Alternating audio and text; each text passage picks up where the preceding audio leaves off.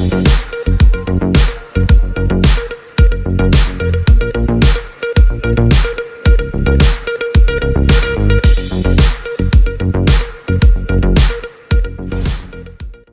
Dumna airport में छतरपुर से लौटे पूर्व मुख्यमंत्री कमलनाथ ने एक बार फिर मुख्यमंत्री शिवराज सिंह और उनकी सरकार पर हमला बोला। जहां नकली रेमडेसिविर मामले में सरकार को आड़े हाथे लेते हुए कहा कि मध्य प्रदेश में नया कोविड माफिया पैदा हुआ। अगर मैं सच्चाई बोलता हूं तो राजद्रोही कहलाता हूं।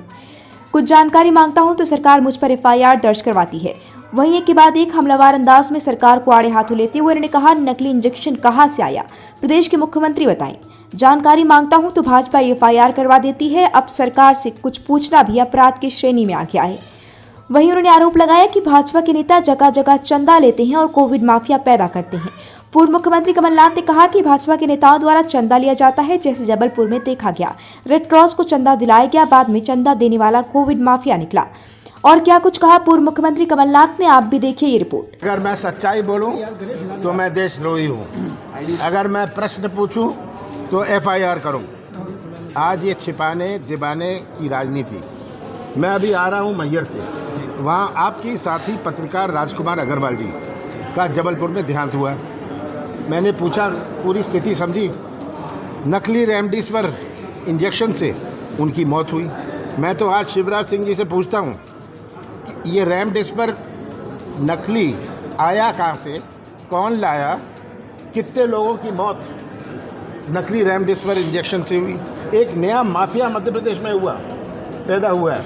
मैंने तो माफिया के खिलाफ युद्ध छेड़ा था। मैंने शुद्ध का युद्ध से मुकाबला किया था। पर एक नया कोविड माफिया शुरू हुआ है, जहाँ भाजपा के नेता चंदा लेंगे, चंदा दिलवाएंगे, ऊपर से कुछ और ले लेंगे। जो जबलपुर में हुआ, जो रेड क्रॉस का चक्कर है, और बेड के लिए 10,000, ऑक्सीजन के लिए इतना रेट फिक्स था। ऑक्सीजन मिल जाएगा, किसी को ऑक्सीजन लगी वो निकाल के लेगा, क्योंकि उसको 10,000 रुपये मिल गए। इंजेक्शन के इतने रेट। मैं तो पूछ रहा हूँ, एक साफ प्रश्न मैंने पूछा है। मैंने उज्जैन में हफ्ते भर पहले कहा था 1,27,000 लाशें आई।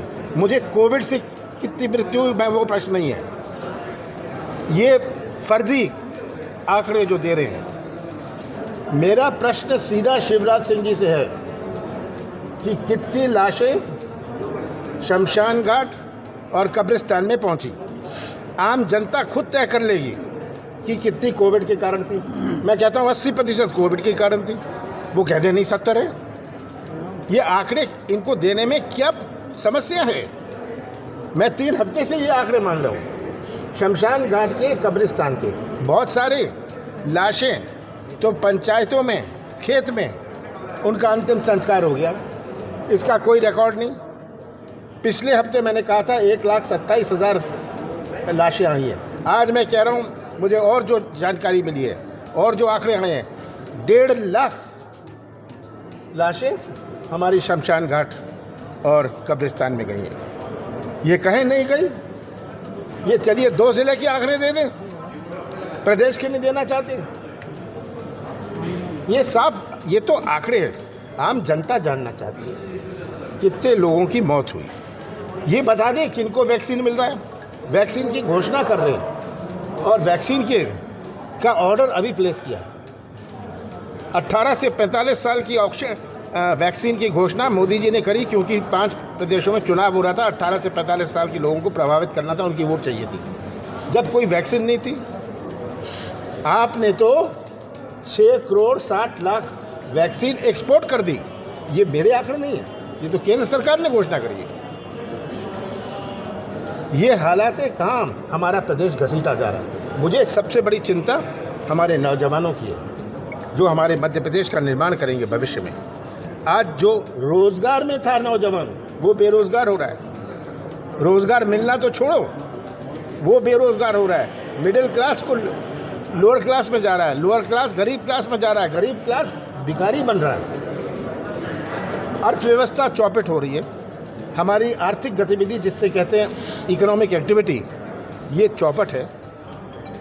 कहाँ हमारा प्रदेश घसीटा जा रहा है? हमारा कृषि क्षेत्र, जहाँ 70% हमारे मध्य प्रदेश की अर्थव्यवस्था आधारित है। 70% लोग किसान नहीं है, पर जिसकी किराने की दुकान गांव में है, उसका जीवन तो कृषि क्षेत्र पर आधारित है। अगर जबलपुर का बाज़ार चलता है, यहाँ दिल्ली या नागपुर से कोई नहीं आता बाज़ार में। जिसके जेब में पैसा हो वो बाज़ार में आता है। पैसा तो तभी होगा जब किसानों के साथ न्याय होगा। आज कितने भटके किसान, उपार्जन में कितनी अव्यवस्था थी, क्या मूल्य मिला, ये सब बातें आज मध्य प्रदेश की जनता से मेरी एक ही अपील है, प्रार्थना है कि आप कांग्रेस का साथ ना दो, आप कमलनाथ का साथ मत दो, आप सच्चाई देख लो, सच्चाई का साथ दो, सच्चाई पहचानिए, सच्चाई अपनाइए और सच्चाई का साथ दीजिए। ग्लोबल न्यूज टीवी के लिए भोपाल से अमर वर्मा की रिपोर्ट।